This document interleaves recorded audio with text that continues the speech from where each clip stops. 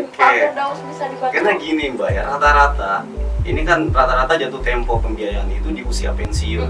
Usia pensiun kita rata-rata 55 tahun, ada juga yang 60 lah.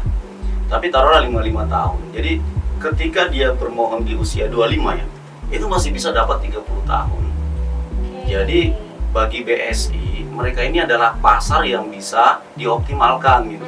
Jangan sampai mereka ini lepas gitu, pada mikir mau beli rumah tapi jangka waktu yang tersedia di bank cuma 15 tahun nih.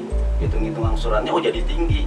Tapi BSI siap hadir untuk itu. Dan uniknya Mbak, karena ini adalah pembiayaan syariah, ketika apa yang sudah diakadkan di awal, berapa pokok margin total yang harus diangsur oleh nasabah atau total yang harus dibayarkan kepada BSI, itu tidak akan mengalami lagi perubahan.